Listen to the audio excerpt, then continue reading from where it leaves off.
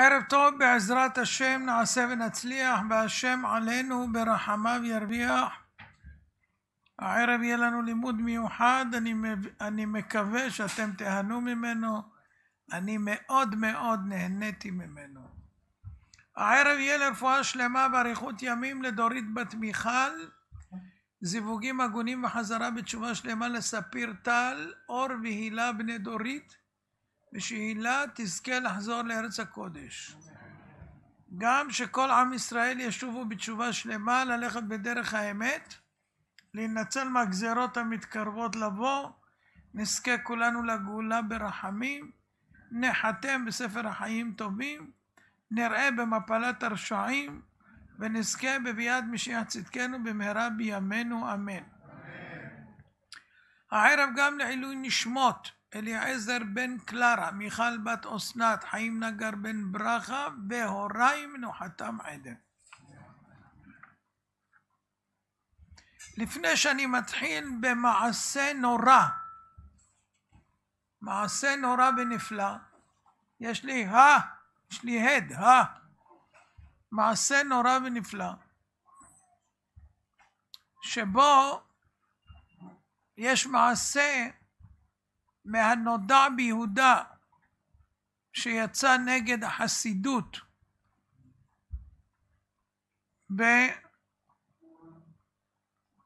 ועשה מעשים שקשה לנו להבין, לבין הרב מפולוניה, התולדות יעקב יוסף, והתלמיד שלו יעקב שמשון. אז אני אתן לכם קצת רקע על האישים לפני שאנחנו נדבר. הרב לנדה, הם אומרים, נו, אז תשימו רמקולים, הייתם שמים רמקולים. אז הייתם שמים רמקולים.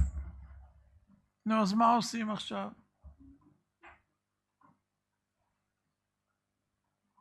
אפשר להביא מהאוטו את הרמקולים? אז אני אמתין. אז בינתיים נשיר. הכל יודוך, והכל ישבחוך, והכל יאמרו, והכל יאמרו, אין קדוש כשם.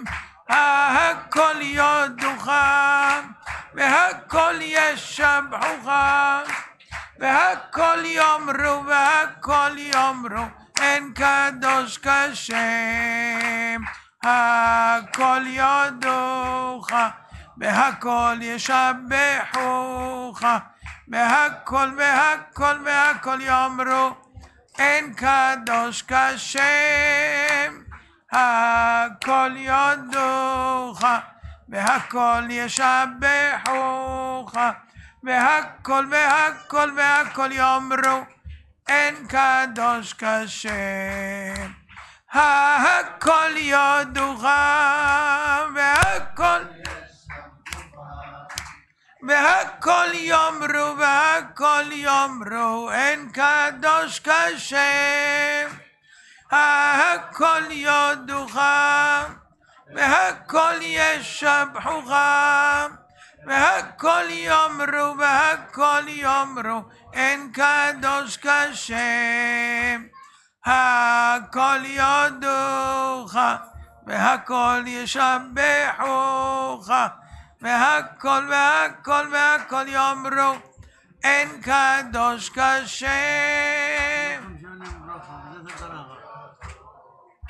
והכל ישבחוך, והכל והכל והכל יאמרו, אין קדוש כשם. ישמחו במלכותך שומרי שומרי שומרי שבת בקוראי עונג שבת. ישמחו במלכותך שומרי שומרי שומרי שבת בקוראי עונג שבת. עם מקדשם מקדשם מקדשי שביעי שבת. עם מקדשי מקדשי מקדש השמי שבת ישמחו במלכותך שומרי שומרי שומרי שבת וקוראי עונג שבת ישמחו במלכותך שומרי שומרי שומרי שבת וקוראי עונג שבת עם מקדש מקדש מקדש השביעי עם מקדש מקדש מקדש השביעי שבת ישמחו במלכותך שומרי שומרי שומרי שבת וקוראי עונג שבת ישמחו במלכותך שומרי שומרי שומרי שבת וקוראי עונג שבת עם מקדש מקדש מקדש השביעי שבת מקדש מקדש השביעי שבת ושמחת בימיך והיית אך שמח ושמחת בימיך והיית אך שמח בימיך והיית אך שמח ושמח בימיך והיית אך שמח ושמחת בימיך והיית אך שמח ושמחת בימיך והיית אך שמח ושמחת והיית אך שמח ושמחת והיית אך שמח הכל יודוך והכל יאמרו והכל יאמרו אין קדוש כשם הכל יודוך והכל ישבחוך והכל יאמרו והכל אין קדוש כשם הכל יודוך והכל ישבחוך והכל והכל והכל יאמרו אין קדוש כשם הכל יודוך והכל ישבחוך והכל והכל והכל יאמרו אין קדוש כשם הכל יודוך והכל והכל יאמרו והכל יאמרו אין קדוש כשם הכל יודוך והכל והכל יאמרו אין קדוש כשם הכל יודוך והכל ישבחוך והכל והכל והכל יאמרו אין קדוש כשם הכל יודוך והכל ישבחוך והכל והכל והכל יאמרו אין קדוש כשם הכל יודוך והכל ישבחוך והכל יאמרו והכל יאמרו אין קדוש כשם הכל יודוך והכל ישבחוך והכל יאמרו והכל יאמרו אין קדוש כשם.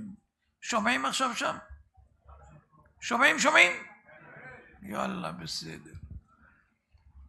הרב יחזקאל לנדה נקרא הנודע ביהודה. הרב יחזקאל לנדה נולד בנובמבר 1713, י"ז באייר התקנ"ג'.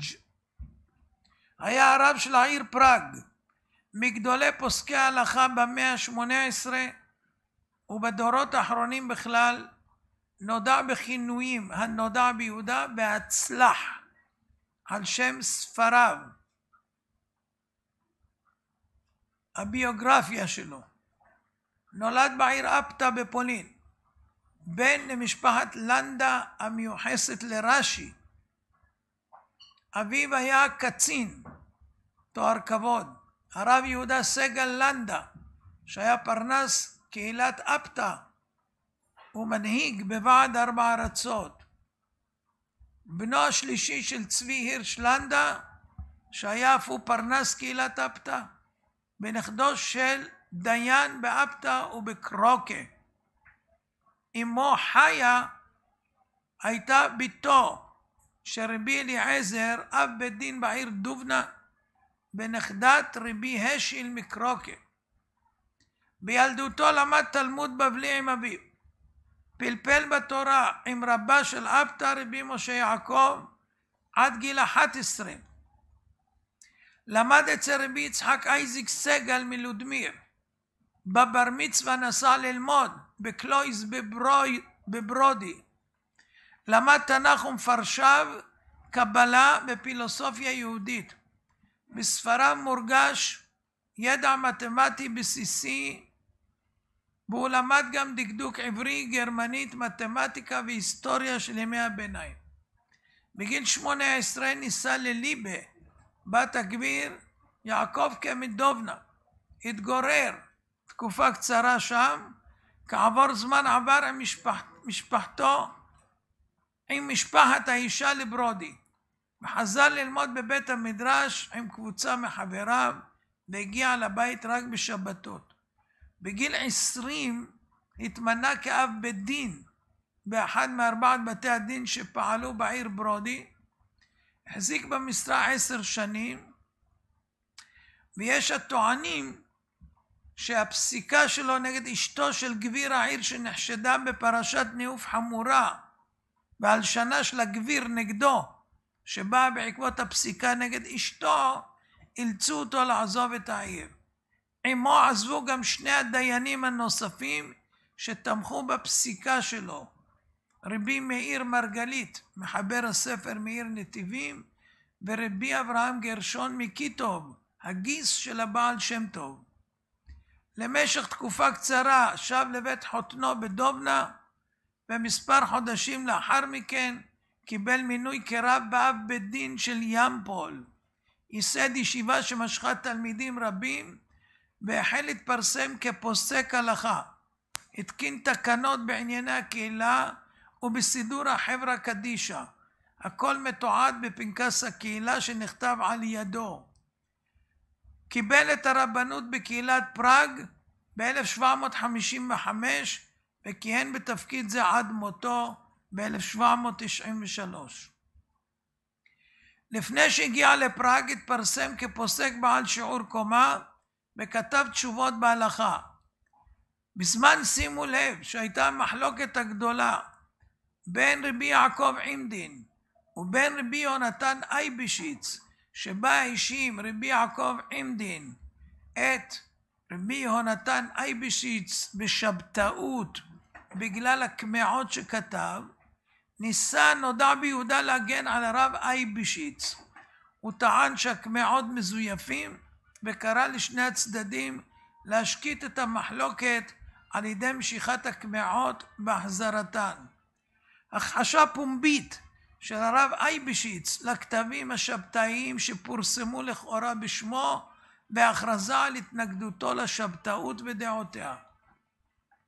מאוחר יותר פעל הרב יחזקאל לנדה, שזה הנודע ביהודה, בתקיפות נגד הרב אייבשיץ, ונראה שאכן השתכנע בשבתאותו, עליו הוא חשש לכבוד התורה, ומנע עצמו מלצאת נגדו בבוטות.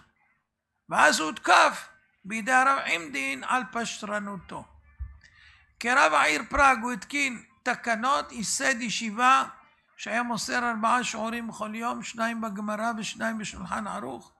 החזיק בקשרים טובים עם שלטונות בוהמיה, כולל עם המלכה מריה תרזה, וכשגזרו השלטונות גיוס חובה על היהודים ב-1789, עודד המתגייסים וחיזק רוחם, וגם בזמן מלחמת 7 השנים קראו לו התלמידים להימלט מפראג, אך הוא לא רצה לעזוב את הקהילה, וערך תפילה מיוחדת עבור בית המלוכה, וקרא לנאמנות לקיסרית מריה תרזה. בשנת התקלב פרצה שריפה. אתה משחק לי עם הסאונד, השתנה הסאונד. מה? אני לא צריך עוד אחד, זה כבר די משבש לי את השמיעה.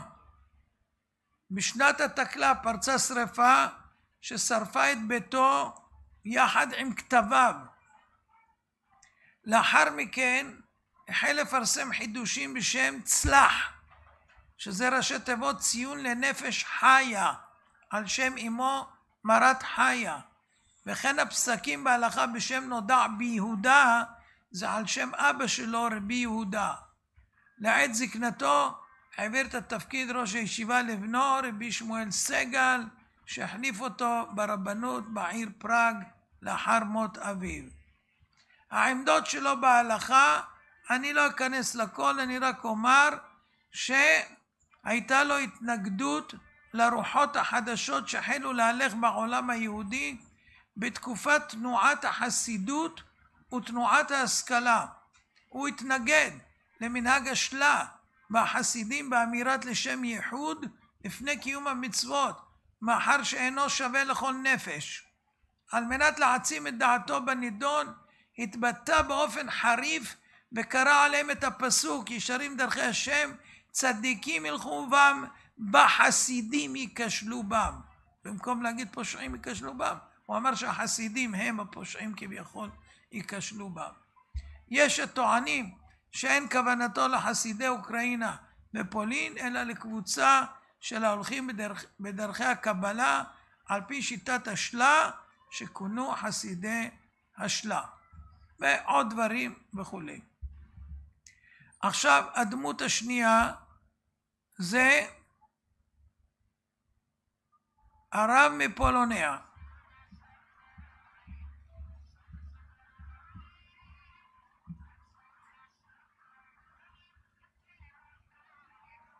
הרב יעקב יוסף מפולוניה,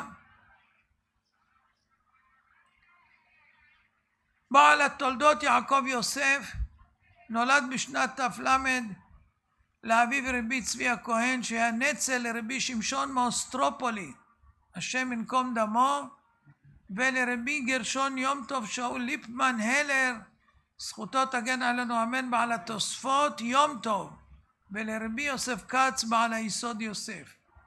הוא היה מראשוני מפיצי תורת החסידות, ספריו מעטרים כל ספרייה מכובדת, וידועים כספרי יסוד לתורת החסידות. כיהן ברבנות במשך רוב שנות חייו בערים רבות, ובסוף ימיו בעיר פולוניה שעל שמה אף נקרא. ידוע שהוא התקרב לחסידות ולבעל שם טוב הקדוש על ידי ידידו בחייו ובמותו רבי יהודה אריה לייב, המוכיח של פולוניה. מעניין לציין כי בשבחי הבעל שם טוב מובא סיפור קצת שונה, אם כי לא סותר על התקרבותו, וזה הלשון. שמעתי מהרב המפורסם החסיד וחכים דקהילת קודש פולוניה, שהיה אב בית דין בקהל קדוש שריגרד, שמע שהבעל שם טוב בא לקהל קדוש מוהליב, אמר בליבו אסע גם אני, כי לא היה עדיין חסיד. בנסע, הוא בא בערב שבת קודש אליו, קודם תפילת הבוקר, וראה שהבעל שם טוב עישן לולקה, והיה דבר זה תמוה. אחר כך בשעת התפילה בכה בחייה גדולה שלא בכיתי מימיי, והבנתי שלא משילי הייתה זאת הבכייה. ואז התחלתי לנסוע אצלו וישבתי אצלו זמן. לאחר פטירת הבעל שם טוב, הוציא רבנו את ספרו תולדות יעקב יוסף, שבו הוא פרסם את דעת הבעל שם טוב והאדיר את שמו. באותה עת החלו מתנגדים לערוך מלחמת חורמה נגד החסידות בכלל ונגד ספריו בפרט, והוציאו חוברות בשם שבר פושעים וזמרת עם הארץ, וקראו חמאס על הצר הצורר, זה הספר תולדות יעקב יוסף, ועל מחברו שמגמתו להסית ולהדיח כל ישראל ללכת בדרכם, ולא ילכו עוד בדרך תורתנו הקדושה בדרך קדמוננו זיכרונם לברכה. היו אף שהרחיקו לכת ופרסמו כי הספר תולדות יעקב יוסף צוואת ריבש נועם אלימלך ליקוטי אמרים הם ספרי מינים. גם הגאון מווילנה החרים את הספר תולדות יעקב יוסף. ורבי יחזקאל לנדה בעל הנודע ביהודה הרב של פראג יצא חוצץ נגד הספר. מספרים כי רבנו, דהיינו הרב מפולוניה, בא בחלום לתלמידו רבי יעקב שמשון משפיט וקה, ביקש שייסע לפראג לתבוע את עלבונו מידי רב העיר. רבי יעקב שמשון התחפש לעני ובא לבית המדרש רבי יחזקאל לנדה בעת שלמד שיעור עם תלמידיו. ורבי שמשון החל להתקיף את רבי יחזקאל לנדה בקושיות עד שניצח אותו בוויכוח. ואז התוודע אליו רבי שמשון יעקב ואמר לו שהוא הצעיר בתלמידי רבי יעקב יוסף פולוניה זיכרונו לברכה, ומאז שינה רבי יחזקאל לנדה הנודע ביהודה את טעמו ופסק מלהחרים את החסידים. לא אמשיך יותר, זה מספיק בשביל מה שאני אגיד מעכשיו. עכשיו יש בידי את השליחות שקיבל רבי שמשון ללכת לריב את ריבו של בעל התולדות יעקב יוסף שהיה בעולם האמת, וראה איך הנודע ביהודה מבזה את ספרו. יש אומרים שהוא ראה לשרוף אותו, במעשה עצמו הוא היה דורך על הספר שלו כל הזמן. מפחיד. ואנחנו מתחילים. כאשר הופיע על פני תבל ספר הקדוש תולדות יעקב יוסף מהרב הכהן הגדול מפולוניה זכר צדיק לברכה, היה הגאון בעל יהודה מתנגד גדול לתלמידי הבעל שם טוב, נשמתם בגנזי מרומים. וכאשר הגיע אליו הספר תולדות יעקב יוסף הנ"ל, דן אותו לשרפה, והדבר הזה הצר לצדיק מפולוניה בעולם האמת. בא בחלום לתלמיד הקדוש שייסע לפראג ויריב את ריבו מהגאון הנודע ביהודה. נשמע אליו הגאון והתחפש עצמו כאחד העניים ואגודת חפציו על שכמו, וייסע יעקב את רגליו ללכת לפראג. ויהי בבואו העירה הלך מיד לבית הרב הנודע ביהודה למקום ישיבתו כי שם ביתו, ויגש למקום מושבו וקיבל שלום מהנודע ביהודה. שאל אותו הרב מפראג, מה שאלתכם? השיב לו הרב שמשון, שהוא נראה התחזה לעני, השיב לו, עני ואביון אנוכי. אמר לו הרב מפראג, כשאני אומר הרב מפראג זה הנודע ביהודה, כשאני אגיד ענה עני זה הרב שמשון תלמיד הרב מפולוניה. אמר לו הרב מפראג, זה אני רואה בעצמי שאתה עני, הגידו לי מה שאלתכם? השיב לו העני, שאלתי מכבוד תורתו ליתן לי אחסנה באכילה, וגם לקבץ עבורי נדבה הגונה. אני רוצה שתסדר לי מקום לישון ולאכול, ושתביא לי גם נדבה הגונה. ויען אותו הרב, הקשיתם לשאול. הבקשה שלך קשה עליי לביצוע. השיב לו העני, מפני מה אינכם נוהגים כבוד לזה שעומד אצלי? שאל אותו הרב, מי עומד אצלכם? אני לא רואה רק אתכם. השיב לו העני, הלא כתוב כי יעמוד לימין אביון. זאת אומרת, הקדוש ברוך הוא עומד פה לימיני. אני אביון, והקדוש ברוך הוא עומד פה לימיני. כששמע זאת הרב, אמר לו, אני עוסק בתורה, בתלמוד תורה כנגד כולם. זאת אומרת, אני פטור. אני עוסק כל הזמן בתורה ואני פטור.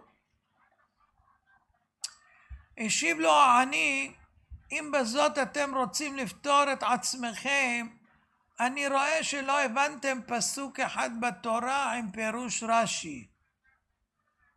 וואו, להגיד לנודע ביהודה כזה דבר שהוא לא יודע פסוק עם פירוש רש"י, זה זלזול קצת, לא? אתם לא חושבים?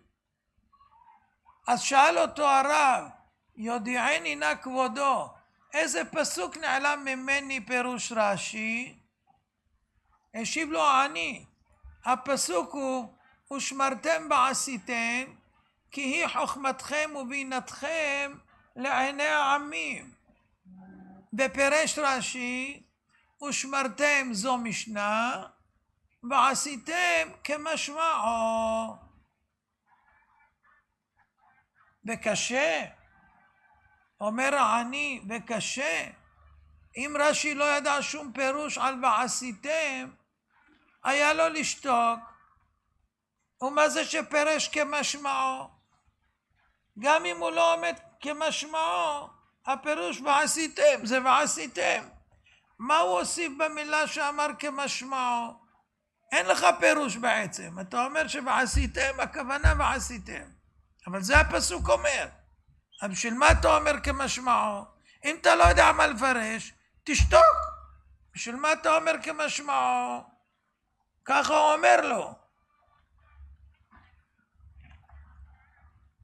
אמנם יובן עם מה שאמרנו ולמדנו, הוא אומר לו, אבל איך יובן רש"י? יובן עם מה שלמדנו ואמרנו. הפסוק אומר, אדוני מסיני בא וזרח משעיר למו. מלמד שהחזיר הקדוש ברוך הוא את התורה על כל האומות ולשונות, ולא קיבלוה עד שבא אצל ישראל וקיבלוה. ובילקוט כתוב שתשובת בני עשיו הייתה, מה כתוב בתורה? לא תרצח. מה הם ענו? לא תרצח. איך נוכל לקיים זאת? הלא זאת ירושה לנו מאבינו, ועל חרבך תחיה. איך אנחנו יכולים לקיים כזה דבר לא תרצח? הרי יש לנו ירושה, על חרבך תחיה. בני ישמעאל שאלו מה כתוב בה? אמר להם לא תנאף. אמרו הלא זאת לנו ירושה, איך אנחנו יכולים לקיים דבר כזה? אז לפי זה אומר לו העני לנודע ביהודה, כפי הנראה בני עשיו וישמעאל רצו לקבל את התורה, רצו, אבל בגלל המניעה של שני הלווין, לא תרצח ולא תנאף, לא קיבלו אותה. וזה הכוונה של רש"י. רש"י אומר ושמרתם, זו משנה, פירוש מחויב כל אחד מישראל ללמוד תורה. ועשיתם, אומר רש"י כמשמעו, שמחויב כל אחד מישראל לקיים את כל המצוות הכתובות בתורה, אפילו שהוא מחויב ללמוד תורה. כי אם הלימוד בעצמו מספיק לקיים את התורה, היו צריכים בני עשיו וישמעאל גם לקבל את התורה. היו לומדים אותה, ומה שהם לא מקיימים, אין להם שום משמע. בדיוק כמוך, כמו הסברה שלך, שאתה לומד תורה וזה מספיק. לא צריך לפרנס את העני, לדאוג לו, ולא שום דבר. זה מה שסיים הכתוב. כי היא חוכמתכם ובינתכם לעיני העמים. מטעם מה? מטעם מה זה חוכמתכם ובינתכם לעיני העמים? מטעם של ועשיתם כמשמעו.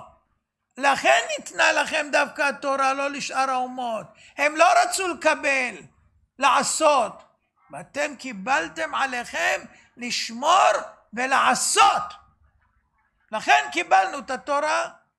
מאיפה לעשות שלך עכשיו? כאילו יוצא מזה. אתה אומר אני לומד תורה וזה מספיק. ואיפה לעשות? איפה לעשות? ושמרתם זה משנה ללמוד את התורה. יופי, אתה מקיים. ומה הם עשיתם? כמשמעו, בשונה מהגויים. למה ישראל קיבלו את התורה? בגלל שהם אמרו נעשה ונשמע. זאת אומרת צריך עשייה בפועל. מה ענה לו הנודע ביהודה על זה? אמר לו אמת הדבר שמחויב כל אחד ללמוד ולקיים כל המצוות. אבל אף על פי כן אין דרכי בכך ללך ולקבץ נדבות. יש דברים שהם לא לפי כבודו של אדם. אתם יודעים, אפילו במציאה אינה לפי כבודו. אבקש ילך לבית דין צדק שלי, לבד"ץ, והם ימלאו בקשתו. הלך לבית דין וחזר לרב. שאל אותו הרב, היית אצל הבד"ץ שלי? אמר לו, הייתי אצל כל 3 הדיינים ומצאתי שכולם שקרנים. יא בבא, יא בבא.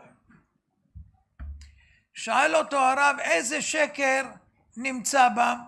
מעולם לא שמעתי עליהם שום דבר. השיב לו העני, כשהייתי אצל הראשון אמר לי שאין לו כוח. השני אמר שזה בשבילו ביזיון. השלישי אמר במקום הזה לא נותנים נדבות. אז שאל אותו הרב מפראג, מאיפה יודע כבודו ששקר בתשובתם? למה אתה לא דן אותם לכף זכות? אמר לו, איך אני יכול לדון אותם לכף זכות אם שלמה המלך עליו השלום מכחיש אותם? שלמה המלך אומר שהם שקרנים. יש פסוק, הוא אומר לו, רודף צדקה וחסד ימצא חיים, צדקה וכבוד. מי שרודף צדקה וחסד לעשות, מה הוא ימצא? חיים, צדקה וכבוד. הראשון שאמר שאין לו כוח, שקר. כתוב רודף צדקה וחסד ימצא חיים, יהיה לו כוח. השני שאמר, השלישי לא משנה, אמר לא נותנים צדקות, כתוב רודף צדקה וחסד ימצא חיים, צדקה, הוא ימצא צדקה. וזה שאמר שזה ביזיון, אומר שלמה המלך, מי שרודף צדקה וחסד ימצא חיים, צדקה וכבוד. אז איך אתה אומר שזה בשבילך ביזיון? שלמה המלך מכחיש את 3 הדיינים שלך שקרנים. זה מפלפל, זה מפלפל. אז איך אני יכול לדון אותם לזכות אחרי שהכתוב מכחישם? אם כן, ודאי שהם שקרנים. שאל אותו הרב עכשיו קושיה, הרב מפראג, מפני מה אתם לא מקיימים מאמר חכמים זיכרונם לברכה? היי צורבה מרבנן דעתיה למטה, צריך לומר צורבה מרבנן אנא, כי איך דלא לזלזולה בכבודו. אמר לו, טוב תגיד לי עכשיו אתה, למה אתה לא מקיים מאמר חכמים זיכרונם לברכה? שזה התלמיד חכם שמגיע לעיר שלא מכירים אותו, צריך להגיד אני תלמיד חכם. למה? שלא יזלזלו בכבודו, שלא ייכשלו בזלזול בתלמיד חכם. למה אתה כאילו משחק אותה במילים שלנו עני וכאילו לא חכם, ואתה בא ככה? מה עם מאמר חכמים זיכרונם לברכה? מה עם זה? קונטרה מה שנקרא, כן? מה השיב לו העני? היכן אמרו חכמים זיכרונם לברכה?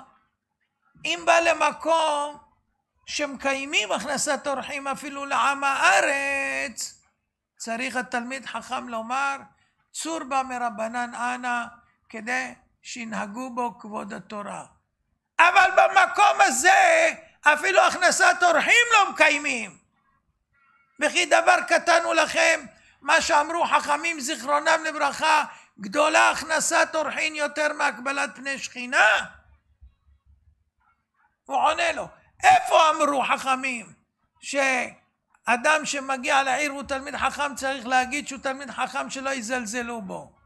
זה במקום שבעיר הזאת נוהגים לכבד את כולם, ואין הבדל בין עני או פשוט לתלמיד חכם. אז שלא יחשבו אותו שהוא כמו כולם, אז הוא צריך להגיד אני תלמיד חכם, ואז יכבדו אותו. אבל זה כשמכניסים אורחים, אבל בעיר הזאת לא מכניסים אורחים בכלל. אז מה יועיל שאני אגיד שאני תלמיד חכם? זה אמר אני כוח, זה אמר אני מתבייש, זה אומר ביזיון, זה אומר ככה. אז מה, איפה? ואתה אומר לא נוהג בזה, קשה עליי. אז עם מי אני מדבר פה? תגידו לי, מה עם מאמר חכמים זיכרונם לברכה, שאמרו שגדולה הכנסת אורחים יותר מהקבלת פני שכינה? זאת אומרת, אם אני בא אליך הביתה בתור אורח, זה יותר ממה שאם הקדוש ברוך הוא ידפוק לך בדלת ויגיד לך באתי לבקר אותך. נו, מה עם זה? אז שאל אותו הרב, מאיפה למדו חכמים זיכרונם לברכה את הדבר הזה שגדולה הכנסת אורחים יותר מהקבלת פני שכינה? השיב לו העני מאברהם אבינו, שאמר לקדוש ברוך הוא, אל נא תעבור מעל עבדיך. ויאמר אדוני אם נא מצאתי חן בעיניך, אל נא תעבור מעל עבדיך. למה הוא אמר לו? הוא אומר לו תשאר פה, ריבונו של עולם, הקדוש ברוך הוא בא לבקר אותו שהוא חולה, הוא אומר לו תשאר פה רגע, אני הולך להכניס אורחים. אז מה רואים? שגדולה הכנסת אורחים יותר מהקבלת פני שכינה, שהוא עוזב את השם והולך להכניס אורחים. אז הוא שואל אותו שאלה רב מפראג, ואברהם אבינו מאיפה ידע שגדולה הכנסת אורחים? הרי ממנו למדו. אז מאיפה הוא ידע? שואל אותו הרב מפראג, מאיפה הוא ידע? אתם יודעים מאיפה הוא ידע? השיב לו אני, אברהם למד מהקדוש ברוך הוא. איך? הוא אומר רש"י פירש כחום היום. מה מפרש רש"י כחום היום? וירא אליו השם כחום היום. מה כחום היום? הוציא הקדוש ברוך הוא חמה מנרתיקה שלא להטריחו באורחים. אם היה צריך הקדוש ברוך הוא לשנות את מעשה בראשית ולהוציא חמה מנרתיקה שיהיה 1500 מעלות חום, אז הוא הוכיח שגדולה הכנסת אורחים יותר מהקבלת פני שכינה. למה? שאם הקבלת פני שכינה היא גדולה מהכנסת אורחים, למה צריך לשנות מעשה בראשית שלא להטריחו באורחים? היה הקדוש ברוך הוא עומד אצלו, ובוודאי שאברהם לא יניח את הקדוש ברוך הוא וילך להכניס אורחים. אבל אם השם היה צריך לשנות מעשה בראשית, זה מוכיח לאברהם אבינו שגדולה הכנסת אורחים, כי אם יגיעו אורחים אז הוא יצטרך לעזוב את השם. למה היה השינוי? השינוי היה שהוציא חמה מנרתיקה שלא יבואו אורחים. ואם יבואו, אז מה אם יבואו? למה צריך לשנות את הטבע? אם אתה מדבר עם השם, לא עוזבים את השם עד שגומרים לדבר עם השם, ואחר כך הולכים לאורחים. אבל אם צריך לשנות את הטבע, שלא יבואו אורחים, משמע שאם הם יבואו, עוזבים את השם והולכים לאורחים. ובשביל לא להטריחו באורחים, בגלל שהוא חולה, ביום השלישי, בן 100, אחרי ברית מילה, השם לא רצה שיטריחו אותו האורחים, אז הוא הוציא חמה מנרתיקה. אז מפה למד אברהם אבינו, שהקבלת פני שכינה פחות מהקבלת פני אורחים. מפה הוא למד. ואז אמר לו הר"ן מפראג, אם ככה, נראה לי שכבודו מכת החסידים, ואני חולק על הכת הזאת. אז אמר לו, אם כבודו חולק על כת החסידים, אף אחד לא מחויב לקום מפניך. שאל אותו הר"ן מפראג, והיכן כבוד התורה? השיב לו זה דבר ברור ממשנה ברורה וגמרא ערוכה. הוא היה אומר, רבי חנינא בן דוסא, כל שרוח הבריות נוחה הימנו, רוח המקום נוחה הימנו. כל שאין רוח הבריות נוחה הימנו, אין רוח המקום נוחה הימנו. זה ידוע לכולם, נכון? עכשיו הוא אומר לו, אבל בירושלמי כתוב ההפך. כל שרוח המקום נוחה הימנו, רוח הבריות נוחה הימנו. לא כל שרוח הבריות נוחה הימנו, רוח המקום. במשנה אצלנו, בבבלי, אז תולה את רוח המקום נוחה ברוח הבריות. אם הבריות מבסוטים ממישהו, אז הקדוש ברוך הוא מבסוט ממנו. אבל הירושלמי אומר הפוך. מי שהקדוש ברוך הוא מבסוט ממנו, אז רוח הבריות נוחה ממנו. ולכאורה קשה. איך תולים? איך התנא שלנו, רבי חנינא בן דוסא, תולה את רוח המקום ברוח הבריות? מה, הקדוש ברוך הוא צריך להשתכנע מאם אתם מבסוטים ממישהו אז הוא יהיה מבסוט ממנו? איך הוא תולה את זה? מה, הקדוש ברוך הוא לא יכול להחליט ממי נוח לו ברוחו נוחה? למה זה תלוי? למה זה תלוי ברוח הבריות בכלל? וכי יש משוא פנים בדבר? ככה היה צריך לומר התנא. כל שהוא צדיק, רוח המקום נוחה ממנו. למה תולה הקדוש ברוך הוא את דעתו בדעת הבריות? אלא הפירוש כך אומר לו העני. כל שרוח הבריות נוחה ממנו, זה מי שמתנהג במידת חסידות, אף על פי שהוא לא רב וגאון, אז רוח המקום נוחה ממנו. וכל שאין רוח הבריות נוחה ממנו, שהוא לא מתנהג במידת חסידות, אפילו שהוא רב וגאון, אין רוח הקדוש, אין רוח המקום נוחה ממנו. אז זאת אומרת, לפי זה לא צריכים לקום מפניך. למה? רוח המקום לא נוחה ממך. כי אם אתה לא חסיד, אתה לא עושה מעשה חסידות, אז למה שיאהבו אותך אנשים? אדם שעושה חסידות, מתחסד עם הבריות, כולם אוהבים אותו. בטח. ואתה לא רוצה לעשות חסידות, אתה נגד חסידות, אז לא צריכים לקום מפניך לפי המשנה. שאל אותו הרב, איך נשמע מכאן שאין שום איש מחויב לקום מפניי שזה כבוד התורה? אז הוא אמר לו בלשון איוב, כתר לי זעיר וחווקו, כי עוד לאלוה המילים.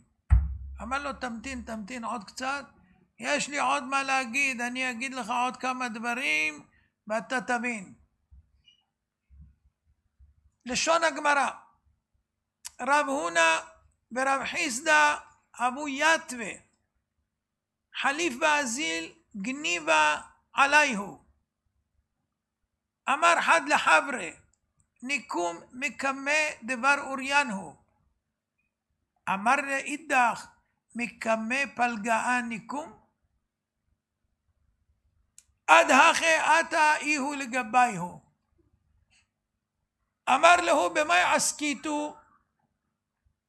אמרו לה, ברוחות.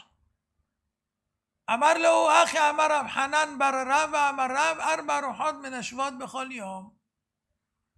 זה המעשה. זה בגיטין ל"א. רב הונא ורב חיסדא היו יושבים.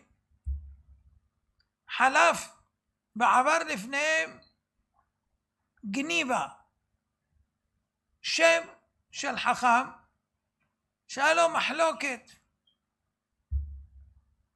עם מר עוקבא,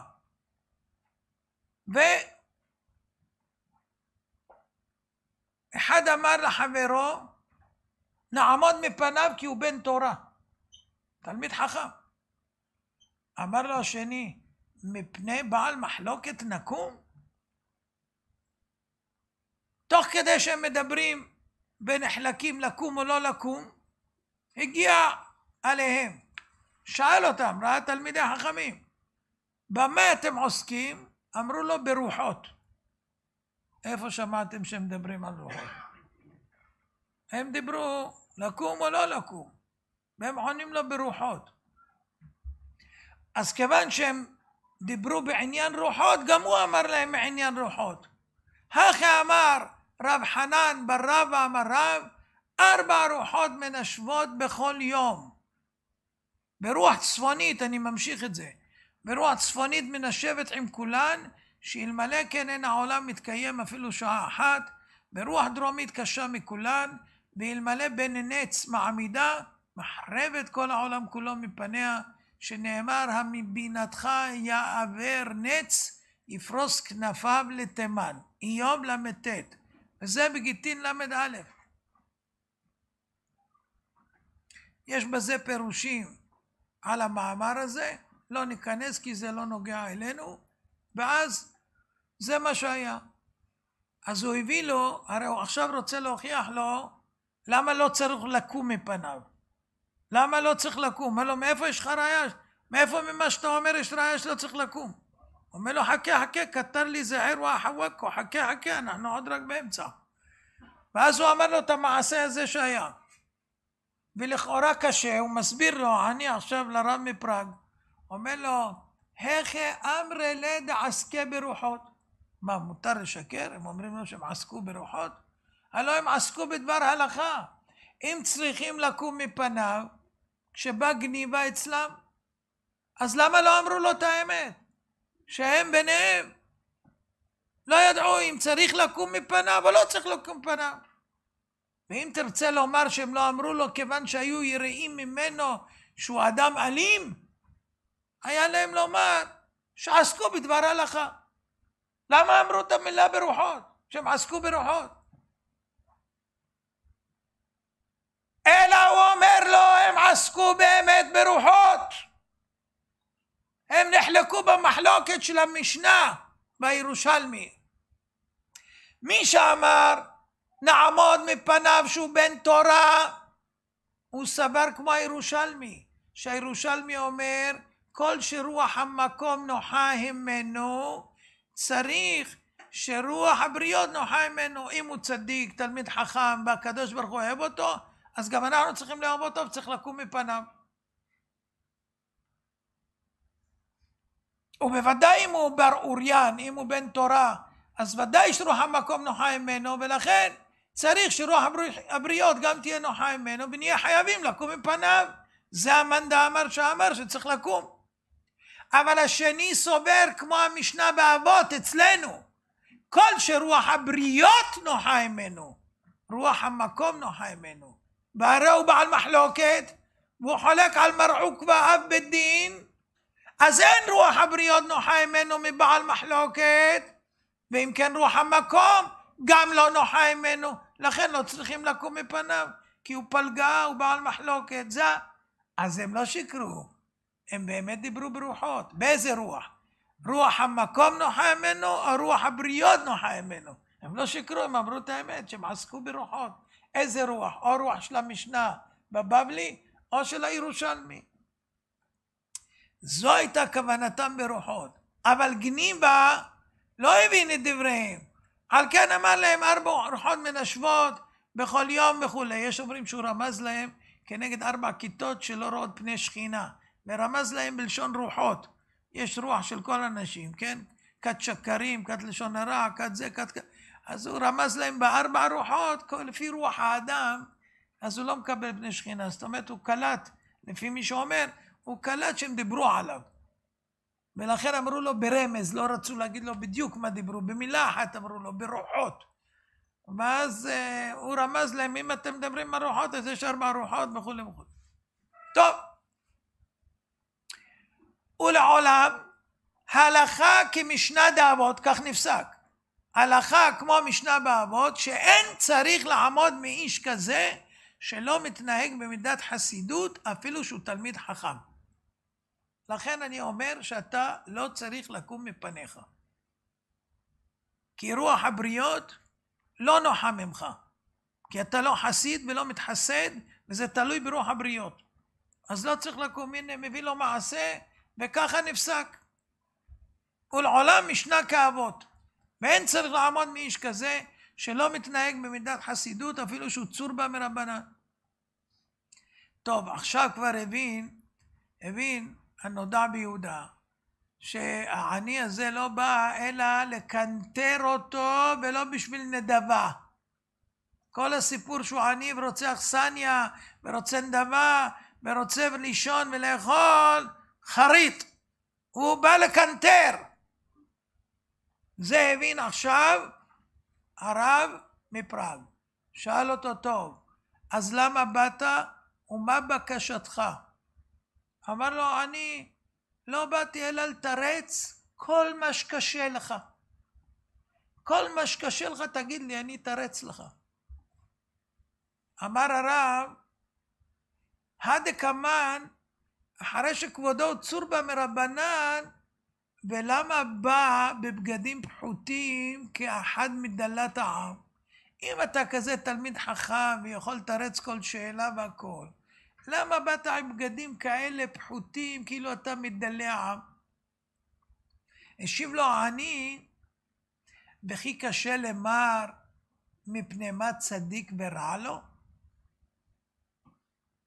אני תלמיד חכם, צדיק, ויש צדיק ורע לו, נכון? אז זה המצב שלי, בגדים פחותים, אני צדיק ורע לו. ואתה שואל מפני מה צדיק ורע לו? מה אמרת לי? אם אני כזה תלמיד חכם, למה באתי עם בגדים פחותים כאילו אני מדלי העם? מה, אתה לא יודע שיש צדיק ורע לו? מה, אתה לא יודע? וכי קשה למר מפני מה? עדיין יש לך את השאלה צדיק ורע לו? אתה לא מבין שיכול להיות גם צדיק, ויהיה חסר לו בגדים, ויהיה עני? למשל, רבי חנינא בן דוסה, שדי לו בקו חרובים, וכל העולם ניזון בשבילו, אז מה הפליאה כאילו? מה הפליאה? אמר לו הרב, כן, קשה לי, למה צדיק ורע לו? אז השיב לו, אני, לדידי לא קשה בכלל. אז שאל אותו, למה לא קשה לך? אם זה מצבך, למה לא קשה לך? השיב לו, אני, יש גמרא. דרש רבי חנינא בר פפא, אותו מלאך הממונה על ההיריון, לילה שמו, ונוטל טיפה ומעמידה לפני הקדוש ברוך הוא, ואומר לפניו, ריבונו של עולם, טיפה זו, מה תהא עליה? גיבור או חלש? חכם או טיפש?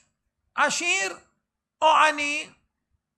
ואילו רשע או צדיק לא כאמר כדרבי חנינא. דאמר רבי חנינא, הכל בידי שמיים חוץ מיראת שמיים, שנאמר, ועתה ישראל, מה אדוני אלוהיך שואל מעמך, כי אם נראה, זה תלוי בך. השתא, עטה שפיר. עכשיו זה יבואר, ואתה תבין, כשהמלאך נוטל את הטיפה, ואומר, ריבונו של עולם, מה תהא עליה? והקדוש ברוך הוא אומר וגוזר, שיהיה עני. והברירה בידו להיטיב מעשיו, כי הבחירה חופשית. עם כל זה הוא מוכרח להיות עני, כי ככה גזר עליו השם יתברך בעת ההיריון, ולכן יכול להיות צדיק ורע לו. ממתי? מהגזרה עם הטיפה. השאלה, עני או עשיר? אמר השם, עני. אז הוא צריך להיות עני. אפילו שישפר את בחירתו, נגזר עני. וכן, כשגזר עליו השם יתברך להיות עשיר, והוא החליט להיות רשע, רחמנא ליצלן, אף על פי כן, הוא מוכרח להיות עשיר. רשע וטוב לו. למה? כי השם גזר על הטיפה עשיר. אז זה לא תלוי בבחירה. אם יש גזרה על הטיפה וגזרו שיהיה רשע או שיהיה חכם, לא נאמר. אבל אם יהיה עשיר או עני, כן נאמר. אז זה קובע. והוא אם יבחר לכאן ולכאן, לא ישנה את מה שנגזר על הטיפה.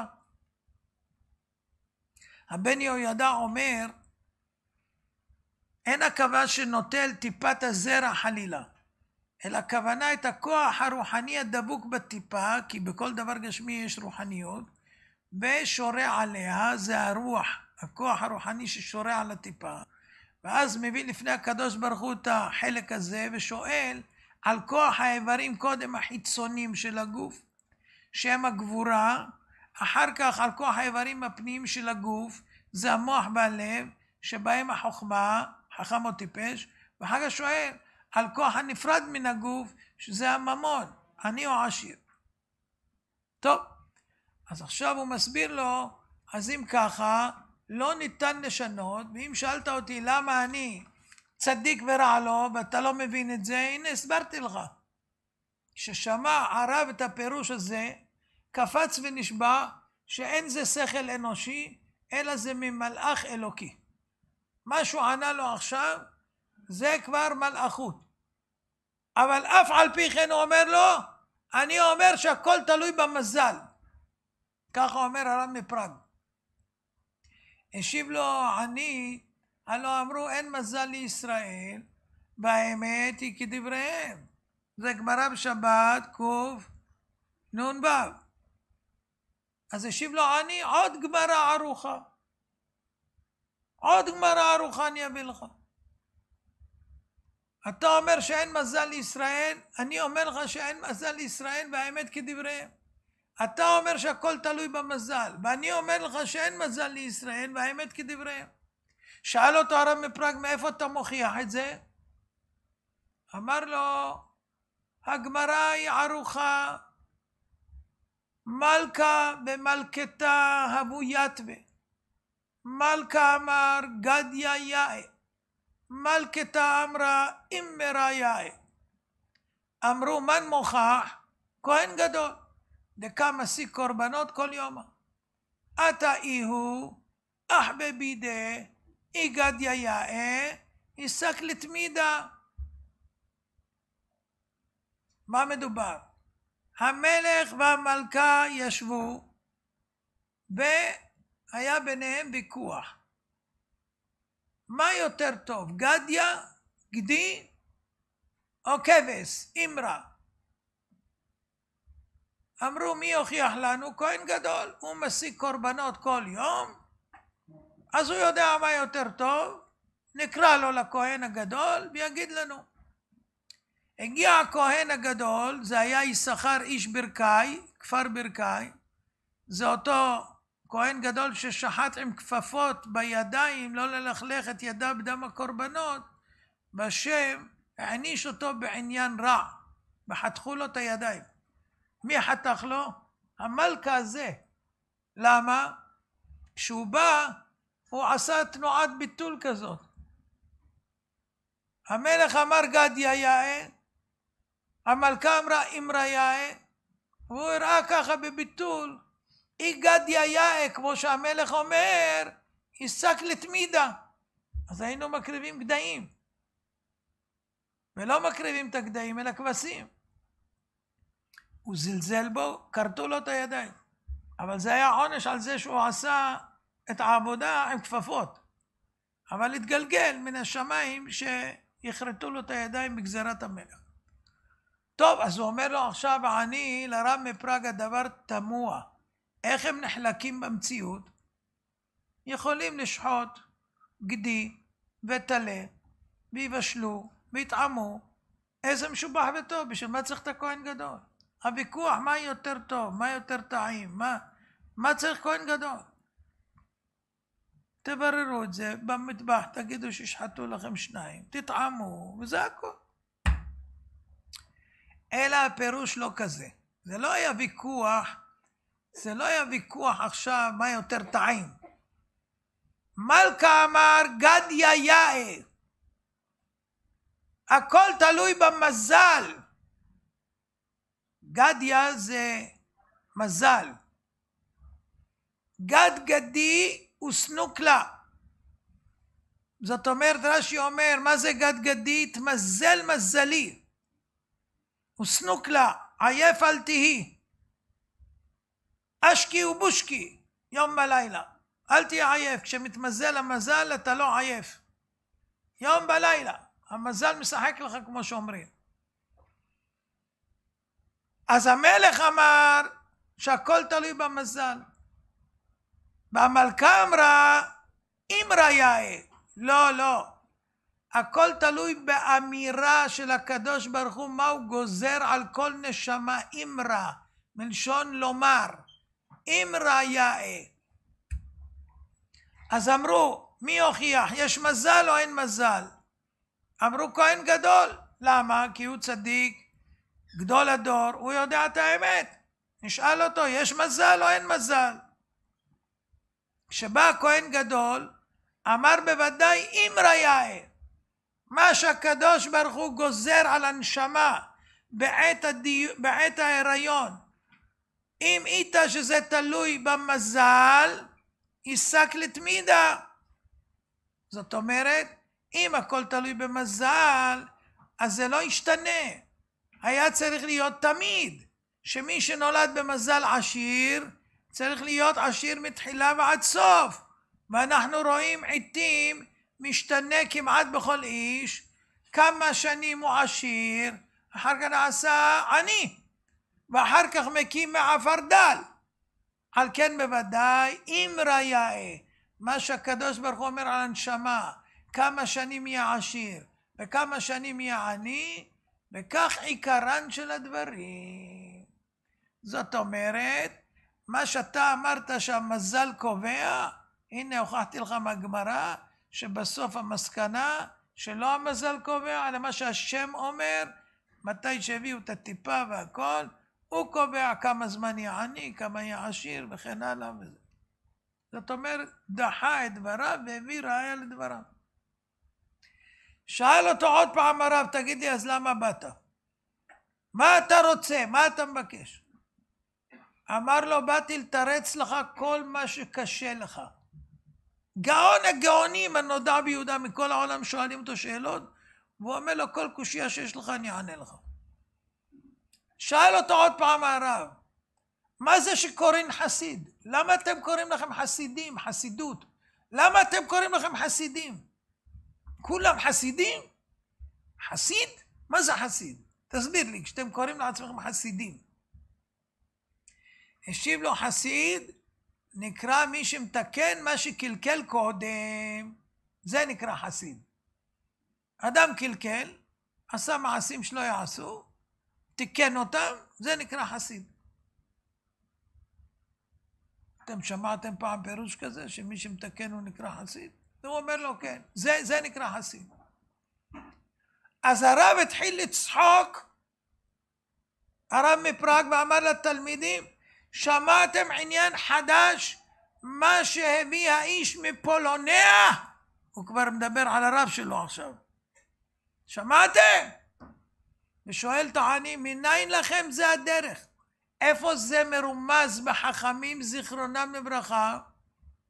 אומר לו עני, זה גמרא ארוכה. גמרא ארוכה. לרב היו 60 תלמידים, שכל אחד הייתה שגורה מסכת אחת על פה. ואף אחד מהם לא יודע שיש גמרא ארוכה כזאת שמי שמתקן את מה שקלקל הוא חסיד. אף אחד לא יודע דבר כזה. שאל את התלמידים, הראיתם גמרא שחסיד נקרא שמתקן מה שמקלקל מקודם? לא היה בידם. אז שאלת אני, היכן זאת הגמרא? אמר לו, מסכת ברכות. מה? את המסכת הזאת למד בדיוק הנודע ביהודה, פשפש ולא מצא, הוא לא מוצא זכר לזה. שאל אותו, יודעני נא כבודו, איה מקום הגמרא בברכות. פתח העני את פיו ואמר, הגמרא אומרת שני פסוקים. תפילה לדוד, הטה אדוני אוזנך ענני כי עני ואביון אני, שומרה נפשי כי חסיד אני, הושע עבדך, אתה אלוהי הבוטח אליך. תהילים פ"ו. אז מה אומר דוד? שהשם ישמור את נפשו כי חסיד אני. ממשיכה הגמרא ואומרת, וכי לא חסיד אני? הוא מנמק, דוד המלך מנמק למה הוא חסיד. כל מלכי מזרח ומערב ישנים עד 3 שעות, עד 9 בבוקר, ואני חצות לילה אקום להודות לך. זה לא חסיד? ואידך, זה רבי לוי ורבי יצחק, אבל לא מפורט מי אומר את הדבר השני.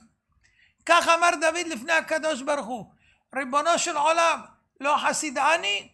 שכל מלכי מזרח ומערב יושבים אגודות בכבודם, משוחחים על הכבוד שלהם, הצלחות, מלחמות, פרנסה וכו'.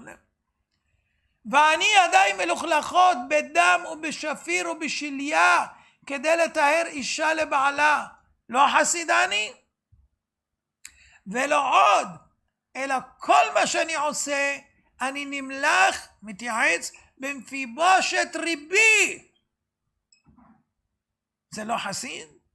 וממשיכה הגמרא ואומרת, טענה, לא מפיבושת שמו, אלא איש בושת שמו. בסוגיה בפנים כתוב, שהוא היה שואל ומתייעץ עם ריבו מפיבושת, היה אומר לו ככה, מפיבושת ריבי, יפה דנתי, יפה חייבתי, יפה זיקיתי, יפה טיהרתי, יפה טימאתי, ולא בושתי, לא התביישתי לשאול אותו על כל דבר ודבר.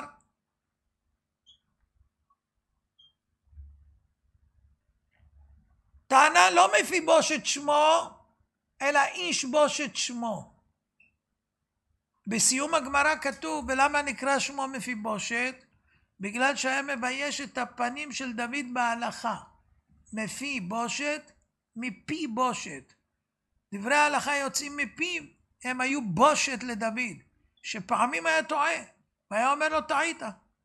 אז לכן קראו לו מפי בושת, שהיה בפה מבייש את דוד. לפיכך זכה דוד, יצא ממנו כלאב. ואמר רבי יוחנן, לא כלאב שמו, אלא דניאל שמו. למה נקרא שמו כלאב? שהיה מחלים את פני מפיבושת בהלכה. בא הבן של דוד והחלים את פניו של מפיבושת, שהחלים את פניו של אביו דוד. ועליו אמר שלמה בחוכמתו, בני, אם חכם ליבך ישמח ליבי גם אני. ואומר חכם בני ושמח ליבי והשיב החורפי דבר. עד כאן הגמרא. עכשיו הוא אומר, זה הגמרא. אתה שאלת איפה יש גמרא כזאת שחסיד זה מי שמתקן מה שמקולקל? זאת הגמרא. ואז הוא מקשה, וכי לא היה לדוד מלד החסידות יותר ממה שהוא חשב כאן? ועוד, מה הדבר הגדול הזה שדוד קם בחצות לילה? יש הרבה אנשים פשוטים שעומדים בחצות לילה ואומרים תהילים. יש גם הרבה בעלי מלאכה עומדים בחצות לילה למלאכה. אז מה מתפאר דוד המלך שהוא חסיד שהוא קם בחצות לילה? מאוד קשה. הוא משבח את עצמו שידיו מלוכלכות בדם ובשפיר ובשליה. הלא גם רב שלוקח 2 רובל כסף שכירות, מלכלך את ידיו בדמים אלה להיות דיין, קבל משכורת על זה שהוא בודק דמים. אז מה השוואה? מאוד קשה. מה הוא משבח את עצמו דוד המלך, שכל מה שהוא עושה הוא נמלך במפיבושת ריבו? יכול להיות שהוא לא יודע את הדין על בוריו, והוא מוכרח לשאול את ריבו. אז מה? בזה חסידות? אדם שלא יודע, שואל את ריבו. איזה חסידות זה? וגם למה התנא בסוף אומר, לא מפיבושת שמו. מה נפקא מינה שנדע מה השם של הרב של דוד? מה השם המדויק? לא מפיבושת. איש בושת. מה? אבל אני אשב לך עכשיו את הכל. אמר רבי שמואל בר נחמני, אמר רבי יונתן, כל האומר דוד חטא אינו אלא טועה. רש"י אומר, כל האומר שדוד חטא בבת שבע קודם שקיבלה גט אינו אלא טועה. שנאמר, ויהי דוד לכל דרכיו משכיל ואדוני עמו. אפשר חטא בא לידו ושכינה עמו? איך יכול להגיד פסוק ויהי דוד לכל דרכיו משכיל ואדוני עמו? השם יהיה עם בעל עבירה כזאת? אם חלילו חטא באשת איש, יכול להיות עמו? איך יכול להיות דבר כזה? אלא מה אני מקיים? הפסוק אומר, מדוע בזית את דבר אדוני לעשות הרע? מה הכוונה? מה הכוונה? מדוע בזית את דבר אדוני לעשות הרע? ביקש לעשות ולא עשה. כל מקום כתוב עשה. פה כתוב לעשות. לא עשה. לא כתוב מדוע בזית את דבר השם ועשית הרע. אלא לעשות, התכוון לעשות ולא עשה.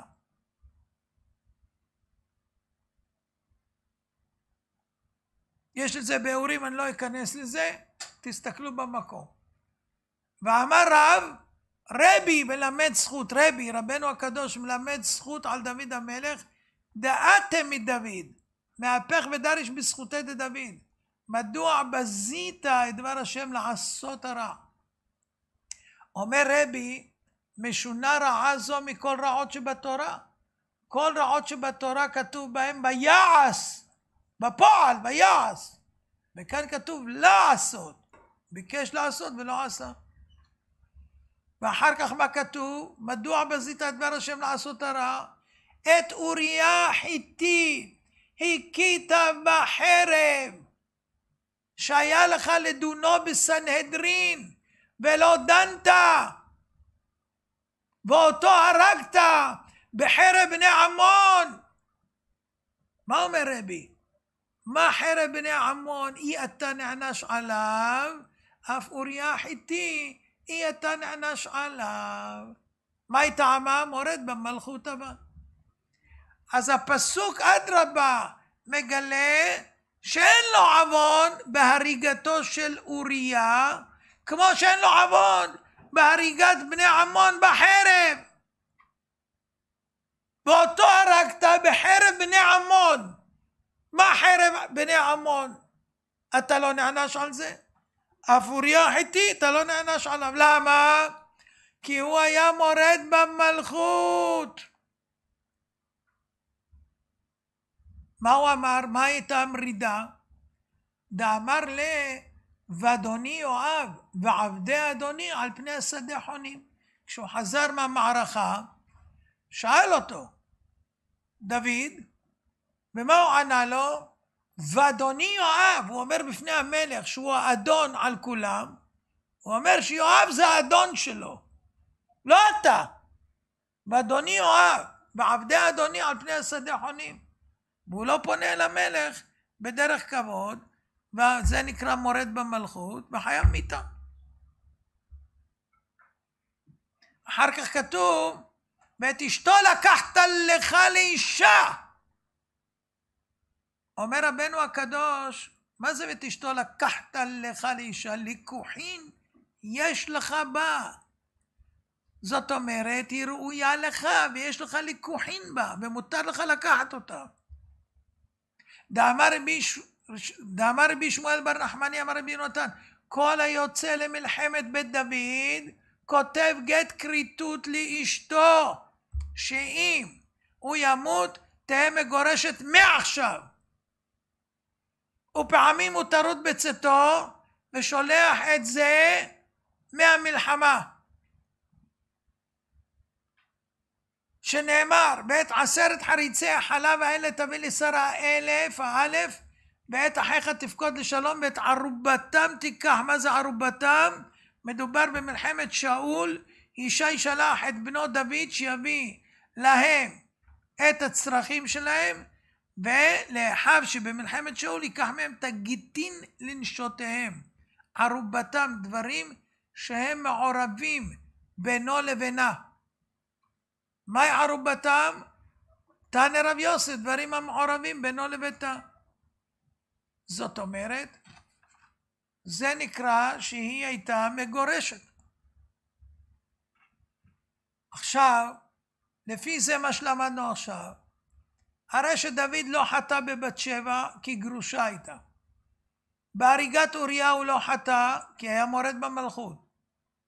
אבל מצינו חטא קצת במה שכתוב, ויהי לעת הערב ויקום דוד מעל משכבו, שהפך משכבו של לילה למשכבו של יום, ונתעלמה ממנו הלכה. עבר קטן יש באדם, משביעו רעב, מרעיבו שבע. אז זאת אומרת, מה קרה פה?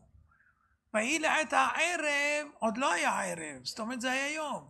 ויקום דוד מעל משכבו. למה הוא שימש מיטתו ביום?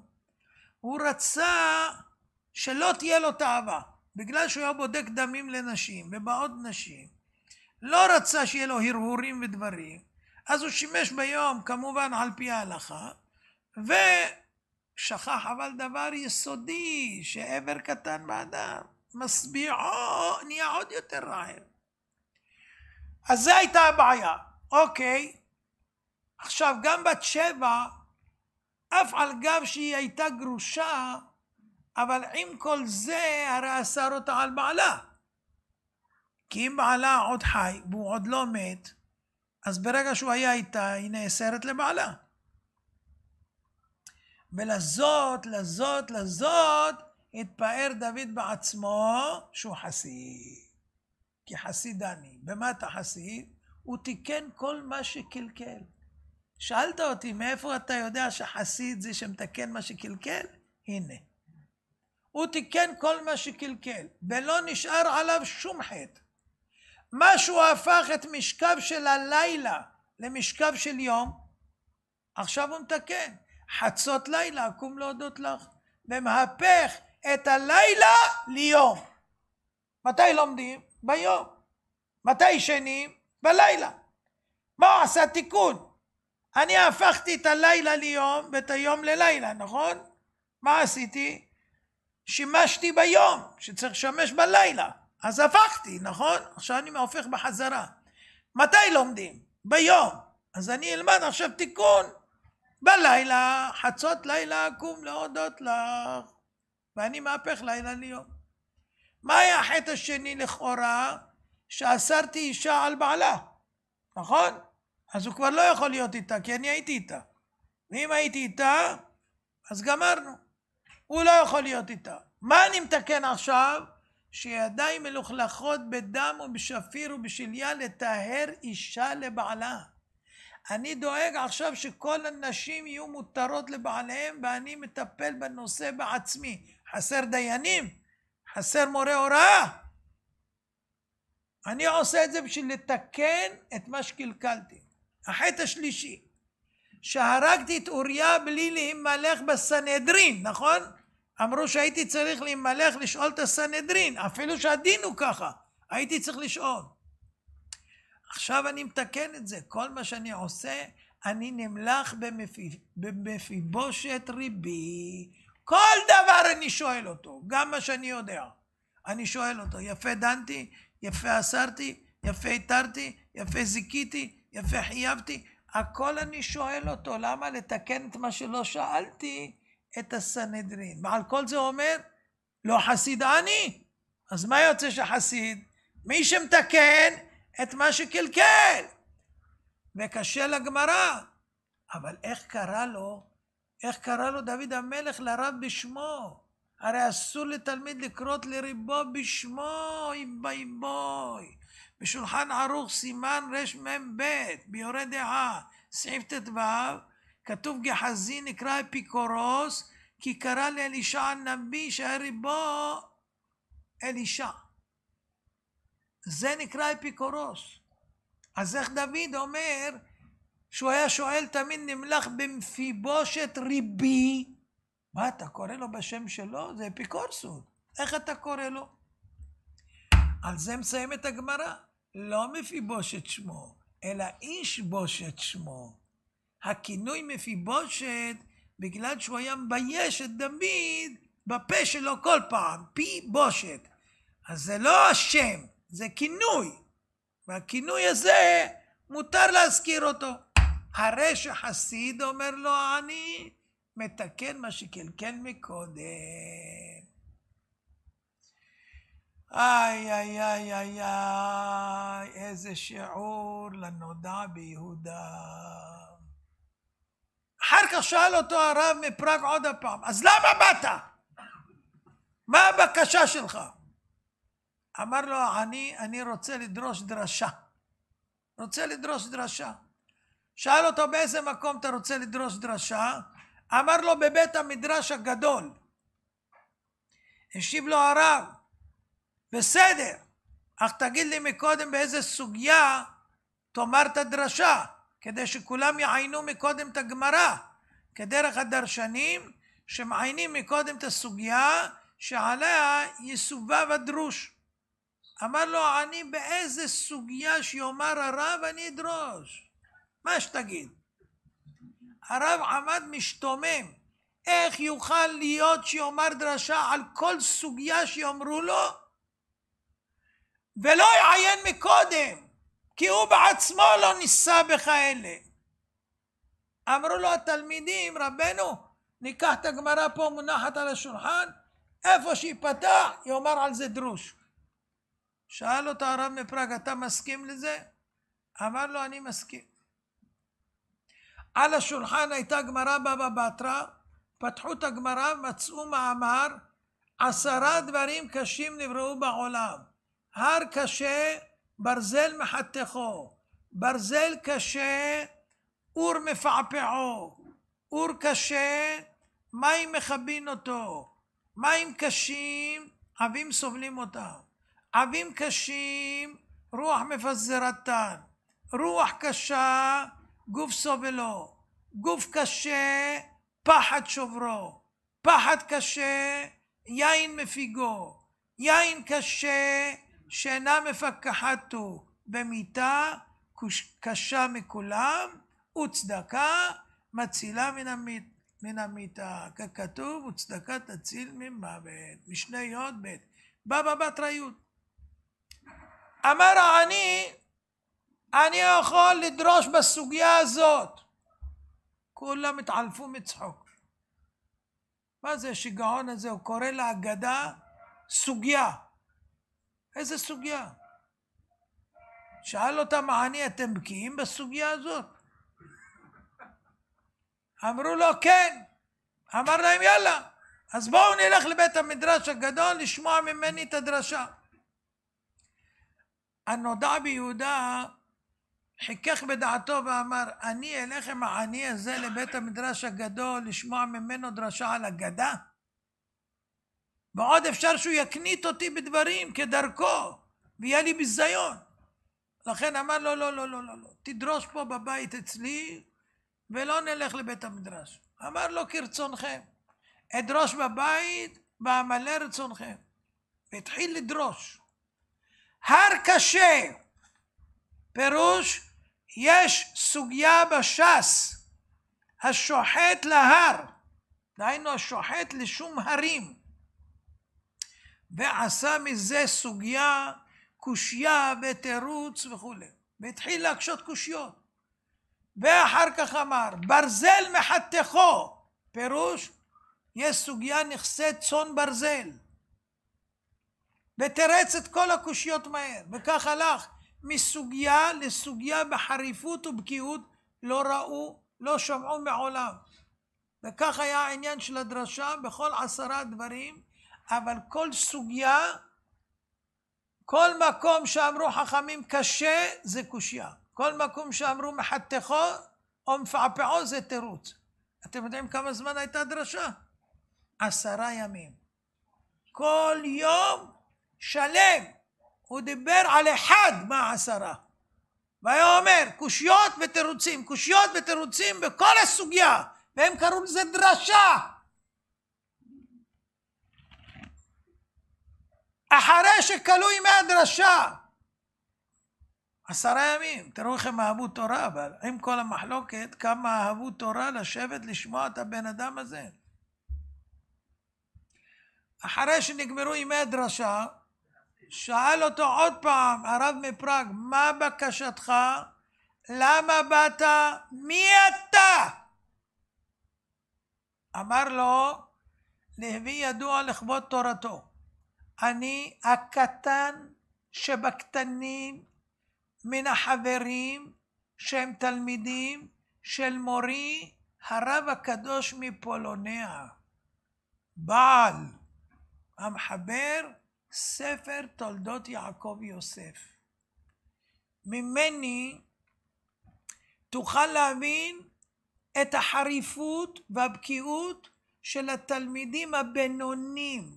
אני הקטן, אז תבין מי זה הבינונים.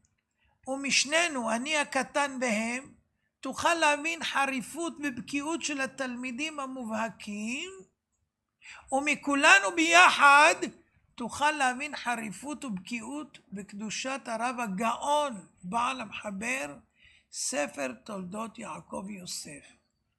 ואנחנו שמענו שאתה הרב מפראג רוצה לדון את הספר בשריפה, לכן באתי להודיע לך שהרב הוא בעל דינו ואין עונשין אלא אם כן מזהירין.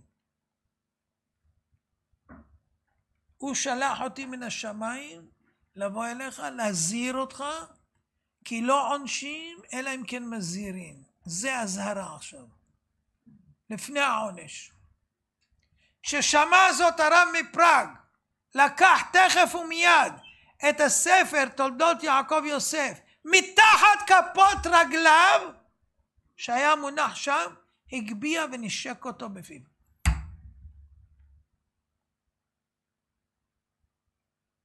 ואז ביקש הרב מפראג, ספר לי מופת אחד מהרב שלך. השיב לו העני רב שמשון, מופתים לא ידענו, אבל אספר לכם, פעם אחת נסע רבנו לשבות באיזה מקום, והיה שם חנווני שמוכר יין כשר וגם יין אסור. היה לו יין כשר טוב ומשובח עד מאוד, ורצה לכבד את הרב מפולוניה, לקדש על היין הטוב. וציווה למשרת, תכף ומיד אחרי התפילה, שיביא צלוחית עם היין הטוב לבית הרב, והמשרת טעה ולקח יין אסור והביא לבית הרב, העמיד על השולחן, ופתאום נשברה הצלוחית, נשפך היין, ואף אחד לא יוכל למנוע את השפיכה. לחנווני היה צער גדול שהוא לא זכה שהרב יקדש על היין. הלך החנווני לבית ומצא את הצלוחית עם היין הטוב וסיפר את הדברים. ואמרנו, לא יעונה לצדיק כל אבן. אז זהו, זה מה שרצית לשמוע, הנה השמעתי לך. מה אמר לו הרב מפראג? מאין ידעתם שזה מופת? דילמה כסומה בערובה. אדם שהוא סומה ועוד נכנס לערובה, הוא לא יודע בכלל מה קורה, זה שום כוונה פה, אין פה שום דבר. אז הוא השיב לו, זה גמרא. הגמרא מוכיחה שזה מופת. הוא אומר, יש גמרא, אפרה הורמיז, עימד סבור מלכה, שדר אדמה לקמא דרבה, הווה יתיב רב עובדיה קמא ארחה. אמר לה, היי אדם חימוד הוא. אמרה לה לברי, תחזי כמה חכימי יהודאי. אמר לה, דילמה כסומה בערובה, הדר שדרה לה שיטין מיני דמה וכולהו אמרינהו.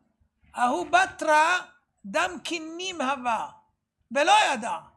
הסתייעה מילתא ושדר לה סריקותא דמקתלה קלמה. אמרה יהודאי בתבנה דליבה יתביתו. מה היה פה? אפרה הורמיז, היא הייתה גויה, אמא של סבור מלכה, זה היה השם שלה, והייתה שומרת את עצמה כגויה מנידות, והייתה קרובה להתגייר, וגם הייתה שולחת קורבנות, היא הייתה עשירה. ופעם היא שלחה דם לרבה, והיה יושב שם הרב עובדיה לפניו, ובדקו את הדם, והוא הריח את הדם, ואמר זה לא דם, אלא זה דם חימוד. לפעמים מחימוד שמחמדת את בעלה מופיע. אמרה לו לבן שלה, תראה כמה חכמים היהודים. אמר לה אולי הוא כסומה בערובה, סתם הוא אומר, אני יודע, יצא לו ככה. מה עשתה? שלחה לו 60 מיני דם שונים, ואת כולם הוא אמר מהם. ואת האחרון הביאה לו דם של כנים, לקחה כנים, פיצצה אותם, ואספה את הדם והביאה לו, ונראה מה הוא יגיד. יש סיפורים כאלה גם עם הרב שמואל ווזנר מנוחתו עדן, שהיה לו סייעתא דשמיא. בקיצור, דם כנים, והוא לא ידע, אבל הסתייע מן השמיים, ושלח לה מתנה מסרק, שאיתו מוציאים את הכנים. יש מסרק, אתם יודעים שאיתו שלח לה, ואז מה היא אמרה לבן שלה, אתה רואה? היהודים גם מבינים מה אנחנו חושבים בלב, איך להכשיל אותם והכל, הם גם יודעים. תראה, שלח לי מסרק, כבר הוא ידע שזה דם כנים. מה אומר לו הרב מפראג? אמר לו, הלא מכן מוכח שזה לא מופת. גם רבא לא ידע, ושלח לה מסרק כסומה בערובה. איך אתה מביא לי מפה ראיה? אז הוא אומר לו, יש פסוק, הפסוק מוכיח שאצל רבא זה מופת וגם אצל רבנו זה מופת. מה אומר הפסוק? אם נבלת בהתנשא ואם זמות יד לפה. זאת אומרת, פעמים שהידיים עושים מה שהפה צריך לדבר, וכך היה אצל רבא וכך היה גם אצל רבנו. מה פירוש? ואם זמותה, זמותה זה לשון מחשבה, יד לפה, באה היד ועושה מה שהפה היה צריך להגיד. הפה היה צריך להגיד זה דם כנים, במקום שהפה יגיד היד עשתה את זה על ידי שהוא שלח את המסרק וכן הלאה. אז הוא מביא לו, זה פסוק, כתוב במפורש שאם היד עושה מה שהפה צריך להגיד, זה הפה אמר, זה אותו דבר, זה לא סומה בערובה. אחר כך ביקש, זהו, אחרי שהוא נשק כבר את הספר, אין יותר מה להישאר, זו הייתה המטרה שהוא יחזור בו, חזר בו, ואז הרב ביקש רשות, כן, הכוונה לעני, ביקש ללכת הביתה, והרב מפראג יצא ללוות אותו. יצא ללוות חסיד, ללוות חסיד. אתם יודעים מה זה? זה שערוריה בעולם. שערוריה. הרב שאמר לשרפה בהכל, מנשק את הספר ויוצא ללוות חסיד. כשהגיעו לפתח, עמד הרב מפראג ואמר, ברוך מזכיר נשכחות. אני זוכר שהייתי קטן, בא חכם אחד אצל אבי, זכר צדיק לברכה, וביקש ממנו איזו בקשה. ולא היה ביד אבי אפשרות למלא את הבקשה. ואמר החכם הזה לאבא שלי, אם היית ממלא את הבקשה שלי, הייתי אומר לך מדרש פליאה עם הפירוש. אבל בגלל שלא מילאת את הבקשה, אני אגיד לך את המדרש בלי הפירוש. במדרש הוא ככה, אל מול פני המנורה. עד עוד הכתיב פתח דברך יאיר. ואהיה כמאן דאמר 17 טפחים הווה מנרת. זהו, זה מה שהוא אמר. אמר והלך. ועד היום אנחנו לא יודעים מה הפירוש של מה שהוא אמר. הפסוק המלא הוא ככה, דבר אל אהרון ואמרת אליו, בהעלותך את הנרות אל מול פני המנורה, יאירו 7 הנרות. עד עוד הכתיב, אתה רוצה תירוץ על הפסוק הזה? זה מה שאמר הכתוב, פתח דברך יאיר, מבין פתאים, תהילים ק"ט. זאת אומרת, הפירוש מצוי פה, בפתח דברך יאיר. זה מבין פתאים. ואהיה, המדרש ממשיך, ואהיה, כמאן דאמר 17 טפחים הווה מנרת. נו, לך תסביר עכשיו את זה. ועתה אני מבקש, אומר המהר"ל מפראג, לא המהר"ל מפראג, הנודע ביהודה, רבה של פראג. ועתה אני אומר, מבקש, תפרש לי את המדרש. עמד הרב שמשון על מפתן הבית ואמר, יש לך סידור קורבן מנחה בבית? אמר לו כן. נתן לו את הסידור קורבן מנחה, הציץ בו מעט ואמר לו ככה. הפירוש הוא ככה, אל מול פני המנורה, עד עוד הכתיב פתח דברך יאיר. ידוע, במנורה היו 7 קנים, ו9 פרחים, ו11 כפתורים, ו22 גביעים, ובגובה של המנורה הייתה מחלוקת. אחד אמר 17 טפחים, גובה המנורה, ואחד אמר 18 טפחים. עכשיו זה פירוש המדרש. פתח דברך יאיר.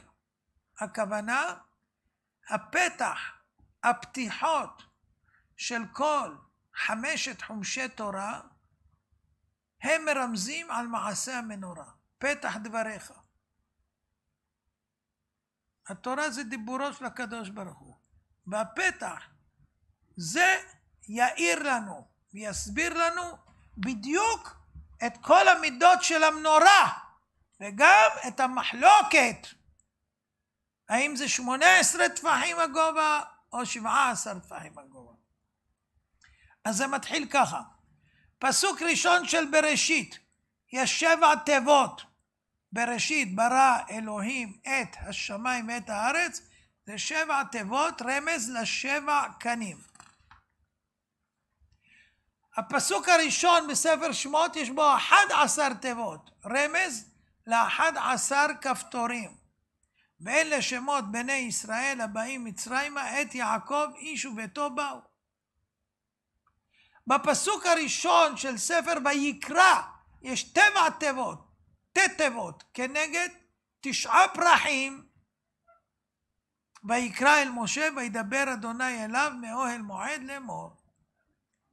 בפסוק הראשון של ספר דברים יש 22 תיבות, רמז ל22 גביעים. אלה הדברים אשר דיבר משה אל כל ישראל בעבר הירדן, במדבר, בערבה, מול סוף, בין פרן ובין תופל, בלבן, בחצרות ודי זהב. בפסוק הראשון של ספר במדבר יש 17 תיבות. רמז ל17 טפחים גובה המנורה.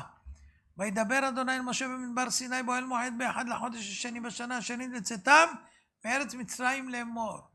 ויוצא שהמחלוקת אם זה 18 או 17 לפי ספר במדבר, שזה הלכה כמו מי שאמר 17 טפחים הייתה המנורה כמניין טוב. ויהיה טוב לנו לכל ישראל, אמן ואמן.